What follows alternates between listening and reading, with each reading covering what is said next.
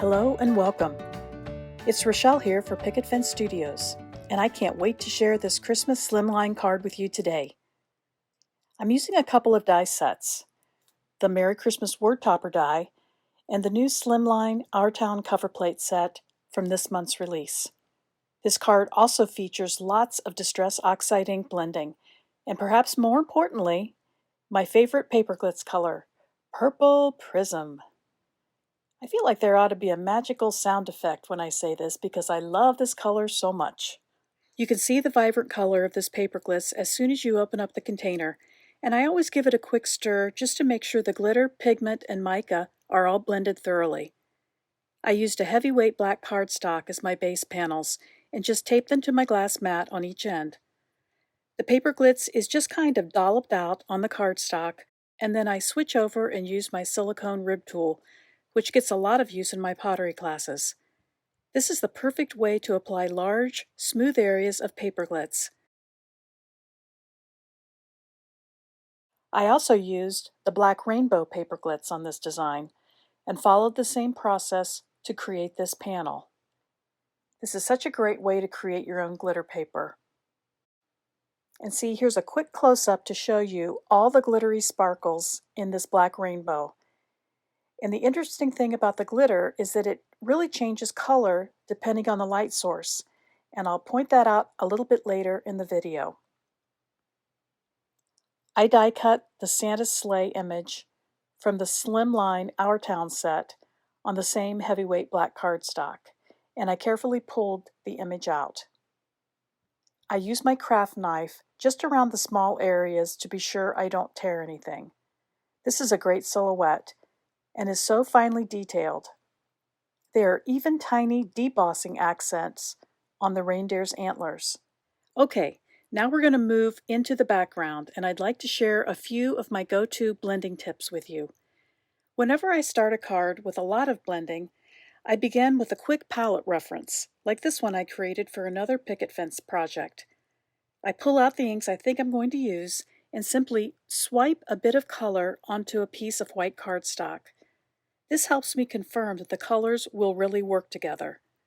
Here's the palette I created for this purple night sky. I thought I might need some pink, but the picked raspberry ended up being a bit too intense, and so I didn't use it. Here's a shot of all 8 colors I used, just in case you want to bookmark this in the video for later reference.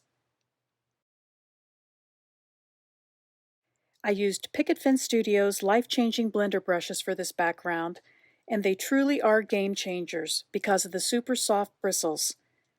These brushes really work so much better than any other blending tool, and if you haven't tried them, you really owe it to yourself to pick up a set for a test run. You won't be disappointed. I usually begin with a panel size just a bit larger than I need and trim it down after the ink blending is done.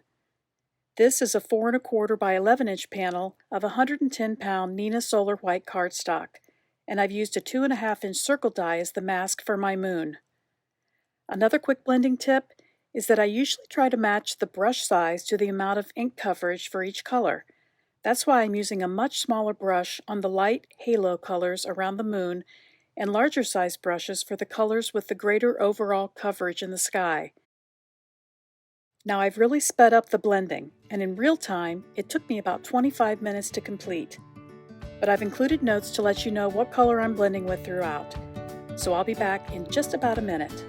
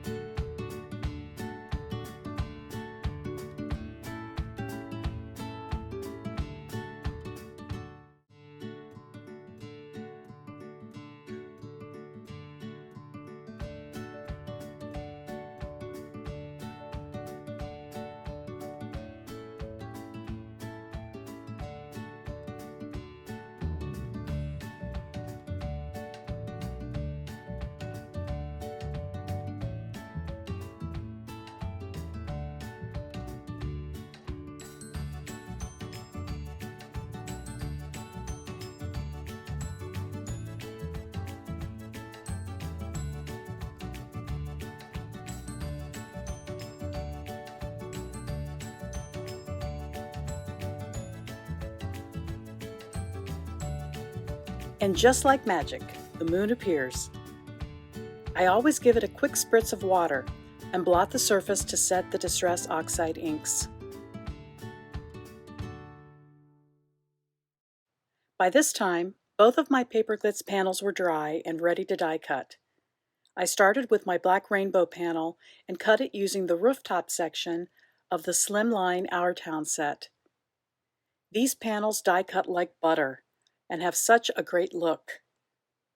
Next up is the purple Prism. And just look at that sparkle. It's really amazing. I've paused the video here for just a moment so you can see the rainbow sparkle from the piece laying on my glass mat. See how it's picking up the warmer color from an overhead ceiling fixture?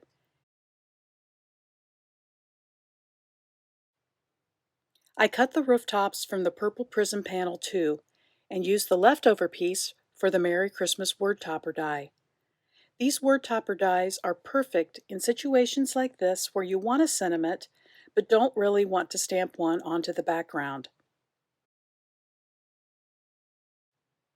You have to be a bit careful when pulling out these detailed die cuts from the panel, but the Paper Glitz actually strengthens the cut and makes this process easier. You can see the lettering and the shine of the finished topper. Since the black rainbow rooftop panel was going to be in the foreground and popped up with a little foam tape for dimension, it needed to be backed with a piece of cardstock to cover up the window openings. I kept the negative die cut piece and used it to quickly sketch my window panel onto the purple cardstock. This was fussy cut on the sketch line, glued onto the back of the black panel, and any overhang was trimmed off with my scissors.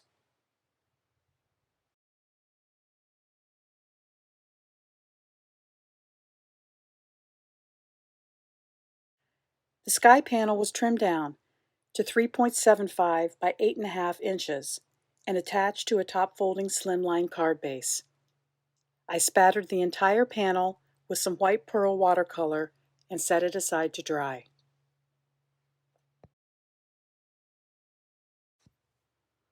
Then it was time to assemble the entire rooftop scene. I began by attaching a 1/4-inch wide piece of very heavy chipboard to the bottom of the front panel. This was to give the black rainbow piece a bit of dimension when attached. I offset the purple rooftops just a bit to the right and also moved them up, so the bottom was covered by the black piece. The Merry Christmas word topper was trimmed off as well, and the purple pieces met just under that tallest front steeple, and so it hid the area from view. I marked the placement of the pieces with a pencil and attached them with liquid adhesive. I was a bit too glue happy, and so I went back in to clean up the edges of the word topper with my craft knife. Then I glued down the purple rooftops and trimmed off the excess from the back. Next up, Santa's sleigh was adhered into place on the sky panel. Since I was going to attach the black rainbow panel to that strip of chipboard, all I had to do was add small pieces of foam tape to the upper portions of the die cut, and then a piece of score tape to the chipboard. The release paper was removed from the foam tape, and I peeled the score tape halfway back, leaving me a paper handle. This trick allows me to lightly position the die cut into place and then carefully remove the paper handle for the final attachment. This card has so much dimension, but as you can see, it's not very thick. I wanted to add just a little bling, so I chose the silver holographic snowflakes from the new 1950s Christmas Sequins Mix Plus and glued them into place using my pick tool.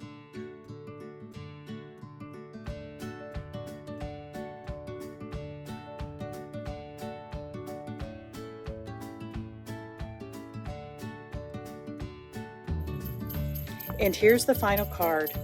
I really love this rich purple sky. Thanks so much for taking the time to join me for this video. Happy crafting and have a wonderful day.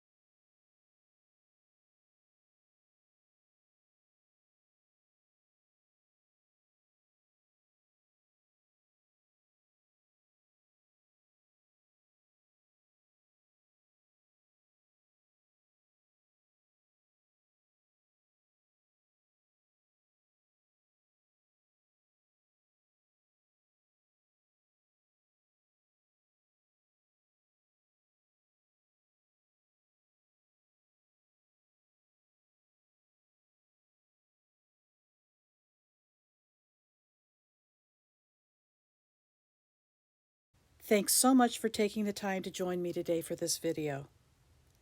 Thanks so much for taking the time to join me for this video. Happy crafting and have a wonderful day. And here's the final card. I really love this rich purple sky. Thanks so much for taking the time to join me for this video. Happy crafting and have a wonderful day.